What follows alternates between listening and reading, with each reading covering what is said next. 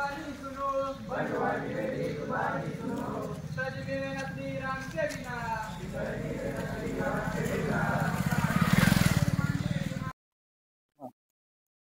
एकतीस 10/2011 हा दिवस कसबे सिंध या गावासाठी अतिशय आनंदाचा दिवस होता। त्या दिवशी महाराष्ट्र राज्याचे मुख्यमंत्री माननीय पृथ्वीराज चव्हाण साहेब यांच्या हस्ते वीर बाजीप्रभू देशपांडे यांच्या पुतळ्याचं अनावरण या ठिकाणी झालं। संपूर्ण गावामध्ये घोड्या तोरणं उभारलेली होती। या कार्यक्रमाचा साक्षीदार संपूर्ण हिरडस मावळ आणि संपूर्ण रोहिड मावळातले अक्षरशः इथं लोकांच्या गर्दीचा महापूर लोटलेला होता। अशा या ठिकाणी आज आपण आलेलो आहोत। आपण पाहतात मावळ प्रांत यूट्यूब चॅनल। मी संतोष बापू खोपडे, माझ्यासोबत आहेत गौरव शेडगे आणि वीर बाजीप्रभू देशपांडे यांचे थेट वंशज संदेश देशपांडे। आता आपण ह्या दिवशी म्हणजे आज देव बसत आहेत, नवरात्रीला सुरुवात होत आहे आणि या दिवशी सिंध या गावामध्ये दुर्गा दौडचं आयोजन करण्यात आलं होतं आणि ही दुर्गा दौड केव्हापासून इथं आयोजित केली जाते याविषयी आपल्याला संपूर्ण माहिती गौरव शेडगे देतील। त्याचप्रमाणे या ठिकाणी 1976 पासून जी काही लोक आहेत, जी त्या काळात ज्या 75-76च्या काळात जे तरुण वर्ग होता त्या सर्वांनी मिळून 1980 मध्ये वीर बाजीप्रभू देशपांडे मंडळाची स्थापना केली, प्रतिष्ठानची स्थापना केली आणि ते मंडळ आज तगायत अखंड कार्यरत आहे। आणि ते मंडळ दरवर्षी बाजीप्रभूंच्या पुण्यतिथीला पावनखिंडीतून ज्योत आणून या ठिकाणी मोठा कार्यक्रम केला जातो। त्याविषयी सुद्धा माहिती आपल्याला गौरव शेडगे देतील।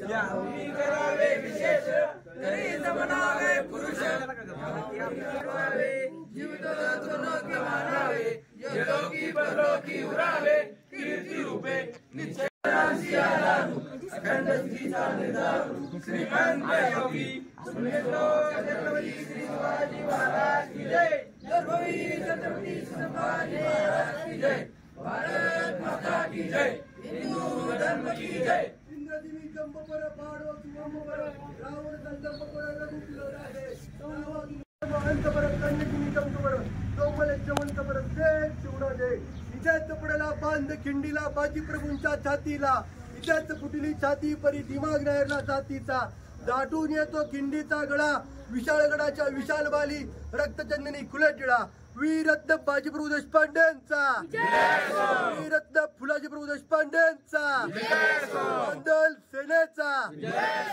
पार्वतीपते शिव हर हर हर हर जय श्रीराम जय श्रीराम जय श्रीराम।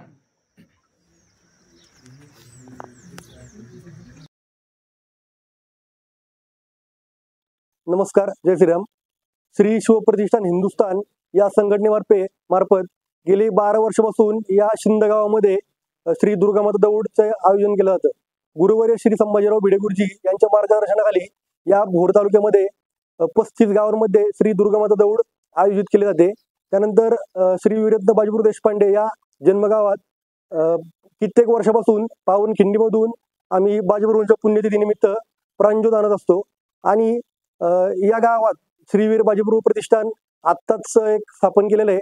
त्यानंतर प्रत्येक वाडीमधून गावठाणामधून 150 ते 200 तरुण पावनखिंडीत पायी ज्योत आणाय येत असतात।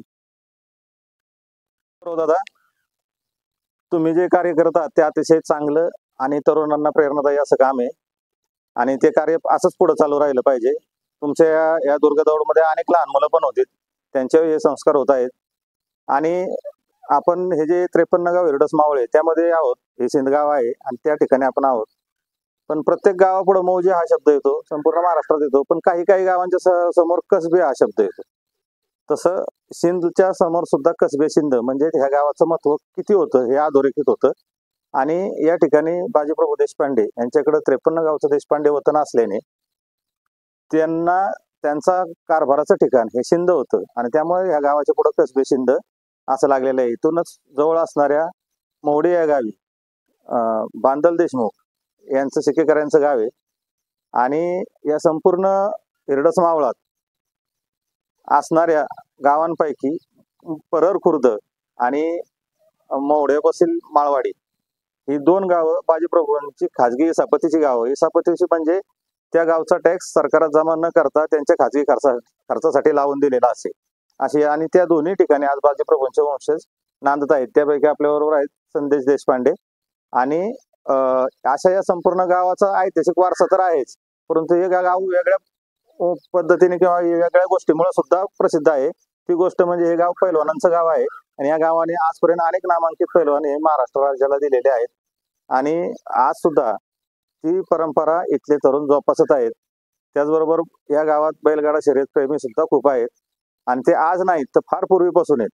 तर असं हे ऐतिहासिक गाव आज आपण पाहिलं, इथले जुन्या वास्तू आपण दाखवायचा थोडाफार प्रयत्न केला। थोडंसं पावसाळी वातावरण असल्यामुळे आपण त्या काही गोष्टी दाखवू शकलो नाही, तरी आपण त्या पुन्हा दाखवायचा काहीतरी प्रयत्न करू। तर असं या सिंदगावचा आपण थोडक्यात घेतलेला आढावा। तर असंच भेटू पुन्हा एखाद्या मोहिमेवर अनोख्या माहितीसह। तोपर्यंत जय जिजाऊ, जय शिवराय।